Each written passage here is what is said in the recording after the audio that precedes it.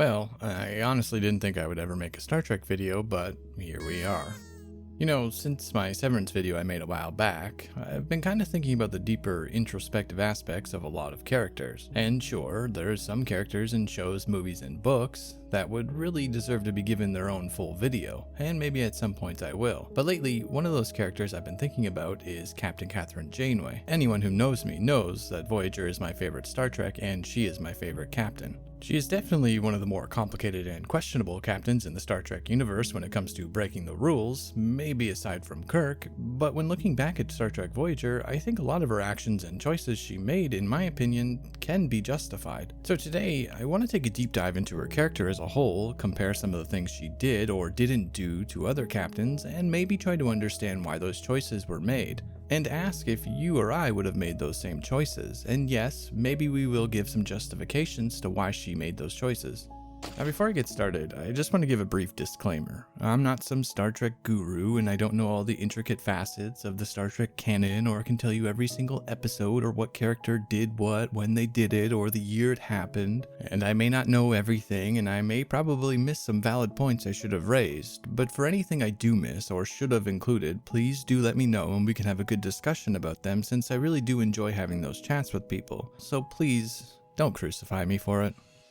So to try and understand what makes her stand out, we need to go through the list of other captains that also violated the rules and also the Prime Directive. We could use your expertise in collecting a sample. But for this list, we will be narrowing them down to the most blatant and obvious times these captains broke them. And if we listed off every time a rule is broken or ignored, well, we will be here for hours because this list would be massive and never ending. Hell, I think a lot of the supposed rules can be a matter of perspective or of self-moral objection, since the perspective on them can be different from person to person or species to species.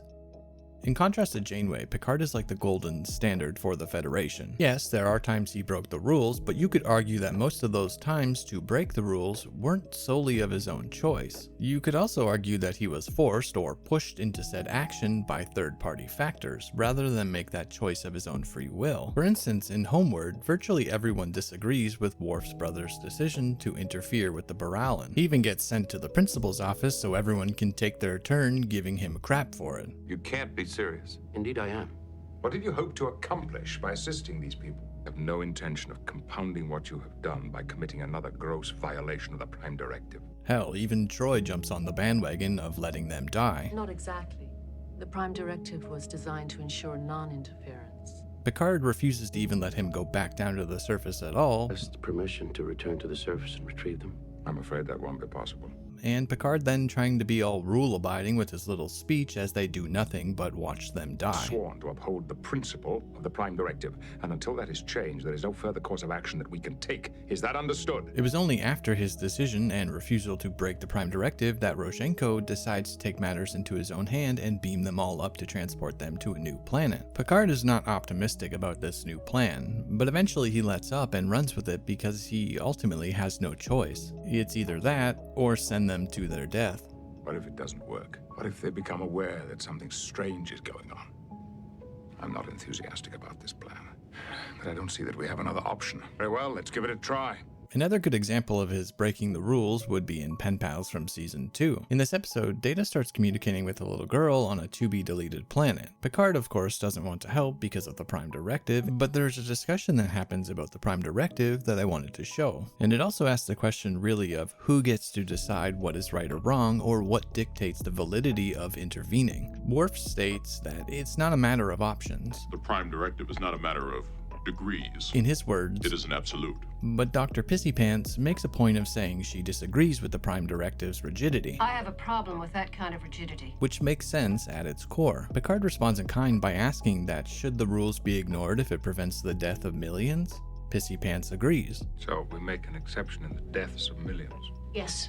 Then Picard asks, well, what doesn't it apply to then? If it's an epidemic, what about a war? If generations of conflict is killing millions, we interfere. Now we're all a little less secure in our moral certitude. And what if it's not just killings? If an oppressive government is enslaving millions? Data asks point blank to Picard if they are going to allow her to die. We are going to allow her to die, are we not? And Picard orders him to sever all connection. Data, I want you to sever the contact with And it's ironic because Picard makes a point of saying this earlier. See, the Prime Directive has many different functions to prevent us from allowing our emotions to overwhelm our judgment. But then literally a minute later, he has his mind completely changed when he hears the desperation in the little girl's voice. Please, I'm so afraid. Data, your whisper from the dark has now become a plea. We cannot turn our backs. And you can see in Picard's face that he cannot simply sit by and just allow her to die. He simply can't allow it to happen. He can't help it. That's just who he is. And what Riker says is spot on. What a perfectly vicious little circle. Because no matter what rules are set, a person who values all or any life for the most part will always break or bend those rules when it comes to what they view as the correct moral thing to do. It can be a vicious little circle that captains have to deal with. Either follow the rules and potentially watch people die, or stand on your own morals, and possibly face the consequences for it. And I think that's what makes Picard the golden standard of Starfleet. Yes, he is extremely rule-abiding, and yes, he can make tough decisions, but when it comes down to it, his own personal morality of life itself will always supersede that of any guideline or rule, and it doesn't matter what that is. If it comes down to either life or death, Picard will always choose life, regardless if the rules need to be bent or broken. That's just who he is. Now, in comparison to, say, Sisko, you could say a lot of his decisions were based on what the prophets guided him to do, but that wouldn't necessarily be always true. See, in my opinion, Sisko made a lot of his decisions based on his own interpretation or what he felt served the greater good, albeit some were just out of spite or vengeance, like that time he decided to poison an entire planet. Trilithium resin is dissipating throughout the biosphere. You're going against everything you claim to believe in. And for what? To satisfy a personal vendetta? You betrayed your uniform! And you're betraying yours, right now! Becoming a war criminal and potentially causing mass genocide, I'm pretty sure that's against Starfleet rules. It's almost as if, at least for the most part that is, that Sisko took the rules as more of the needs of the many, while still trying to get the best outcome for everybody. For instance, in the episode In the Pale Moonlight, it really shows the psychological toll that the war has taken on Sisko and how it haunts him because of the tasks, choices, and responsibility he has. It really shows how mentally he has to deal with this every single day. Throughout the whole episode in his logs, you can really see how much it weighs on him. Went back to my office. And there was a new casualty list waiting for me.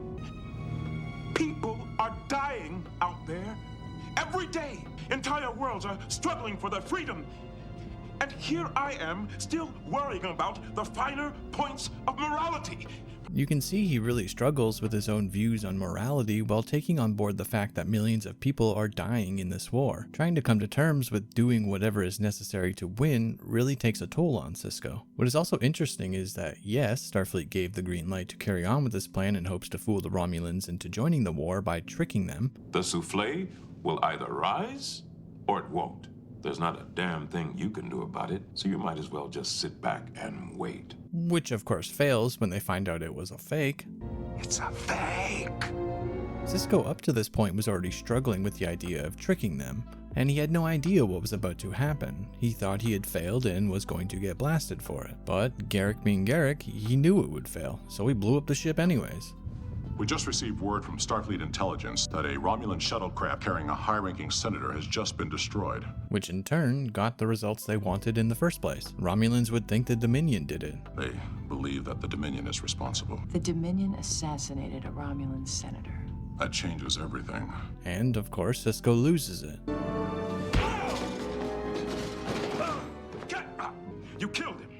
That's right. That's what you planned to do all along, isn't it? You knew the data rod wouldn't hold up to scrutiny. You just wanted to get him on the station so that you could plant a bomb on his shuttle. The important part here is the fact that Sisko never wanted to kill anyone with this plan. That was never his intention, and deep down Sisko knew that by going to Garrick, Garrick would accomplish the goal no matter what, regardless if that meant bending or breaking the rules. Sisko being unable to do that himself directly, deep down he knew Garrick would. And the most important aspect of this deeply personal, psychological battle that he's going through this entire episode is the fact that these logs are sort of his therapy for that. And by the end of it, he comes to terms with accepting the outcome, which is his guilty conscience. Garrick was right about one thing. A guilty conscience is a small price to pay for the safety of the Alpha Quadrant. And deciding for the greater good, he can actually live with it. So I will learn to live with it. I can live with it. Sure, this may be an example of him directly not breaking the rules and someone else breaking them, but he never reports that to Starfleet. Instead, he hides it and lives with it, which in turn is still breaking the rules. He even deletes the entire log. Computer, erase that entire personal log. And honestly, deep down, he knew Garrick would get the job done no matter what the cost. In my opinion, he only ever bends or breaks the rules and the Prime Directive when he absolutely has to, has no choice, or when it benefits the majority rather than the minority. And for a lot of the times, even when he did break the rules, it could be argued that he was influenced by third parties. See, I think Sisko often walks that line between Picard and Janeway. If there was a middle between the two, I think Sisko would be it. Pulled one way, but can be forced to go the other if he needs to or has to. Now, there is no other captain that is as bad for breaking the rules like Janeway. Probably the most notable captain for this was the slick daddy himself, Captain of Captains, Captain Kirk. No one would argue that he is the most notable captain that broke, bent, or simply reinterpreted the rules when he felt it was morally necessary to correct, act, or do something. Of the Archons, a taste of Armageddon, the Apple, a private little war, the Omega Glory, Miri, a piece of the action, space. I mean, hell, if I went through and discussed all the times he broke the rules, we would literally be here for hours, but that isn't the point. See, Kirk is similar to Picard, but to the more extreme. I would place him on the far more individual perspective side of things. Kirk ultimately doesn't really care at all about the rules. And to be frank, in my opinion, he couldn't give a shit about them. To Kirk, his ethics, morals, and personal opinions will always be the guiding factor he lives by rather than any rulebook. If he deems something as morally, ethically, or deeply flawed in any way, he will intervene to correct it. And you best believe that his crew, friends, and loved ones all fall under that. Talk to somebody about Spock's brain, that's all. Brain and brain! What is brain? He will do what he has to, if he has to save them, protect them, and help those who need it regardless of the consequences of his actions. In that regard, he is similar to Janeway, but in contrast to Janeway, this type of rule breaking is different. Kirk is solely of his own values. Janeway, however, breaks them not out of her own personal morals or ethics alone per se, but rather a desperation and need to survive. Finally, we can now get into Janeway herself.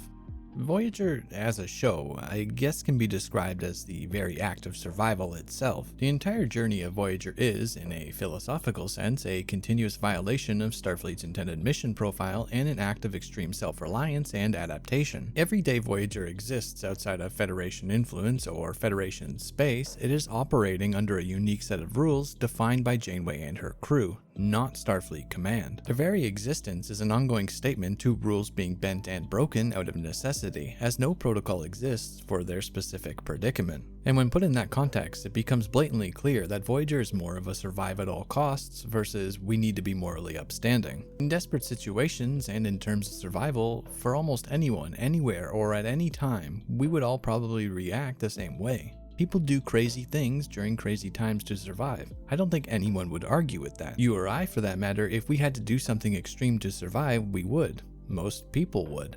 Realistically, it's sort of a shoot first, ask questions later mentality. They are so far from Federation space that at the end of the day, are the consequences of your actions really going to be held against you when you return? And we know the answer obviously from how the show ends, but in the moment, chances are you don't really think of the later or the aftermath of those choices, since you don't really have to deal with them for a long time. And we know from Endgame, she never really got punished for all that she did. They literally rewarded her and promoted her, and was hailed as a hero. And under this angle of different set of rules and guidelines when being stranded like that, you can understand why they wouldn't punish her. That whole journey home was, well, her punishment already. Janeway's actions throughout the entire show, while yes, maybe not the best choices like murdering Tuvix to save her two friends, interfering in other cultures, or trading technology, ultimately, you can kind of understand the why as to doing what she did. Yes, we see her struggle, and yes, we see her dilemmas that she has to deal with and the burden she has to carry, but at its core, her decision making boils down to desperation and survival and love for the one she cares about. You disobeyed orders. Chakotay gave this to me 5 months ago. A birthday gift. I ordered him to... And in that light, everything she did is justifiable to almost everybody. When you're that far away, well yeah, screw the rules. They don't mean anything. When your rules and guidelines and your doctrine you're supposed to live by will do nothing but cage your survival, yeah, it's time to throw it away. The problem that I personally have with it is that from start to finish, episode to episode, point blank and brutally honest, she's a goddamn hypocrite, and I love her for it. One episode she'll be spewing Starfleet rules, and the next directly breaking them or not giving a crap about them at all. Like in Equinox, for instance, Janeway is all up on her high horse about regulations and rules, and yes, while what Ransom and his crew were doing is really messed up, by adhering to the oath you took as Starfleet officers to seek out life, not destroy it. It's just ironic that Janeway of all people is the one to give him shit for it. Like by this point, we have seen her do some really messed up things. And sure, maybe she never committed mass murder or did anything remotely close to murdering a ton of sentient beings, but this one really had me raising my eyebrow, being like, you're throwing stones in your glass house there, Janeway. And don't get me wrong, her putting an end to it and removing him was the right thing to do. But this is coming from the person who kidnapped a Borg member, started a war, traded technology, killed a life that didn't want to die, and many other things. Yeah, I'm gonna never let that 2Vix one go. Part of what I love about Voyager is, in some ways, it really does remind me of Battlestar Galactica. In Battlestar Galactica, a lot of the time they are making decisions that, yes, may not be the best choice, but they do what they have to survive. So in that regard, the two shows are kinda similar. Adama and Janeway sometimes have to make decisions or do things they don't want to do to serve the greater good and their crew, or the people, and God forbid if you ever cross one of them. The burden and weight of those choices deeply affect both of them. Over time, that weight may seem to become less burdensome, but these choices and decisions never actually disappear. They just present themselves in different manifestations. Well, it's the captain. She's been a bit elusive lately. Rumor has it she never leaves her quarters. In the case of Janeway, she resorts to constantly isolating herself away from the crew. In episodes like Night, she is struggling with the issue of stranding the crew. No time to stop and think about how we got stranded in the Delta Quadrant. How did we end up here, Chakotay? We had the means to get home, but using it would have put an innocent people at risk. So we decided to stay. No, I decided to stay. I made that choice for everyone. I made an error in judgment, Chakotay. It was short-sighted and it was selfish. And now all of us are paying for my mistake. Trying to come to terms with it, she still hasn't gotten over it 4 years later. And her way of dealing with those things, even according to Tuvok, is that she needs to seek redemption as a way to cope with the guilt. She believes that she made an error in judgment 4 years ago. That she's responsible for stranding Voyager in the Delta Quadrant. Guilt has been her constant companion. Seeking redemption. It is her strength as a leader. But unfortunately, it is also her greatest weakness. Even at this point, she is willing to strand herself while sending her crew through the vortex because she doesn't want to make another decision and strand the crew for the entirety of 2 more years in the void. I'll stay behind in a shuttlecraft and destroy the vortex. And I fully believe she would have done it to make herself feel better if not for the crew saying no. Lieutenant, I gave you an order. I can't follow that order, ma'am. I will not comply. You realize you could all be hanged for mutiny. If it wasn't for them refusing her orders, she would have stayed behind so she wouldn't have to make that decision again for her crew. Her realizing that her crew stands not only firmly beside her, but behind all of her decisions, that may come as some sort of relief and offloading of that guilt. But that type of weight and guilt never really goes away. You always carry that with you. They don't just disappear. Time to take out the garbage. But from a psychological aspect or in terms of survival, I deeply understand that Voyager isn't just a normal Trek in that regard. Voyager is literally a Lost in Space sort of show. Sometimes you will have to do things you will deeply regret if that means survival or death, and even if that means compromising on your own ethics and morals to achieve survival. In terms of other Star Treks, I think that's what a lot of people often forget about Janeway and Voyager as a whole. She's the only captain whose entire crew was stranded so far away from Federation space that we get to see, and not like a temporary few days sort of thing. Even at maximum speeds, it would take 75 years to reach the Federation. And that is just a speculation of one straight line at max warp constantly. And that isn't taking into account repair time, refuel time, food, or any other thing that might pop up, since in the show they love to stop at virtually everything they encounter. And sure, in Endgame's version of Janeway in that timeline, that only took 23 years. 23 years together made you a family. Hell, for all we know, that Janeway could have ended up doing something like what Ransom did. We don't know, or at least I don't think we know. So in contrast to other captains and ships that we've seen, none have been marooned so far away from Federation space like Voyager. So with it being the first, yeah, a new rulebook sort of needs to be established for those times. It's like the saying, desperate times call for desperate measures. Sure, you can hold on to your principles and your sense of morality, but in most cases, in those desperate times, you have to choose the tough choices whether you like them or not. That could be the difference between death and survival. When we face truly unprecedented challenges, a personal crisis, or a moment where the old rules can't or don't simply apply, what do? Do we cling to them and hope it magically gets better, or do we adapt? Do we prioritize the abstract ideals we hold dearly, or do we prioritize the tangible well-being of those that we care for? I feel like Janeway's story sort of focuses on that fundamental issue. In its own weird, Star Trek-y way, it forces us to confront those questions directly. She understood that sometimes the greatest act of adherence to a principle is to transcend its literal interpretation when life itself hangs in the balance. Her command was a constant negotiation between the Starfleet she swore to uphold and the stark, unforgiving reality of survival at all costs. Sworn to principles you wish to uphold, but sometimes you can't. Sometimes you're gonna have to do things you don't want to do, and sometimes you're gonna have to be comfortable with thinking, acting, and choosing the uncomfortable. There was no textbook or rules for this. She wasn't taught how to deal with extreme situations like being stranded in the Delta Quadrant. And yes, there is a line that you do not cross. One decision, one choice, or one act of kindness can completely change the entirety of this section of space. So when forced to choose between people you don't know or the ones who depend on you, well, of course in the end she will choose her own people over anyone, anytime. That makes sense. I would do the same for the ones I love. Every difficult choice she had to make, her breaking of the rules wasn't necessarily a flaw, but perhaps it was a statement to a higher unwritten law, the law of survival, the law of responsibility to those you lead and to those who depend on you for help, shelter, protection, guidance, and hope. And a lot of the times, the existing rulebook was utterly irrelevant. This was a new and unexplored section of space. They didn't have a ton of knowledge about it. Sure, you can try and use that rulebook as a guidance, but if that becomes the difference between your crew's death and never returning home, well, it's utterly useless then. I guess, in the end, trying to argue if her actions were justified, that almost feels too simplistic.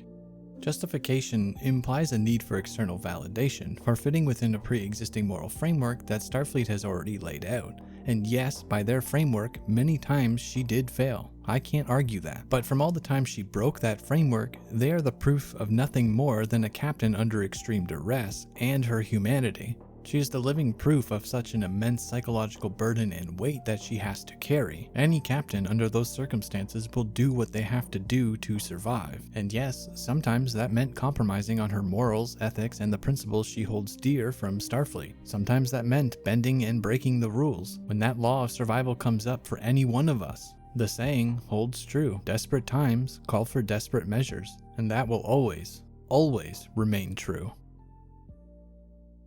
So I guess that about wraps up this video, and sorry to get a bit super deep or philosophical. Sometimes I tend to overthink things or overanalyze things a bit too much. I mean, most of the times I'm just sitting here typing in wingdings and Comic Sans. Yeah, I tend to do that a lot. I'm not a super Trekkie or anything, and I probably am connecting pieces where they don't exist or missed tons of things or gotten things wrong, and I'm sorry if I did. When I started this deep dive, I really wanted to try and see Janeway from a moral and philosophical standpoint to see if what she did was justified, and I wanted to understand her without all the outside love or hate for her directly. Voyager is my favorite Star Trek series, without a doubt. And yes, Janeway is still my favorite captain. She always will be, even if she's extremely flawed or contradictory from episode to episode. My opinion on her will never change. So, if you made it this far, thank you so much for watching this video. Let me know what your thoughts are about Janeway or your own personal takes on Voyager. I'd love to hear them. Please bear in mind though, I may not know everything about Star Trek, but I'm all for the discussions. I love them. So with that, if you enjoyed this video, don't forget to hit the like button and subscribe so you don't miss a single video that gets released. Thanks again for watching. Plasma leak soup, chicken warp core, don't bleu. No, I wouldn't mind giving his red alert chili a try.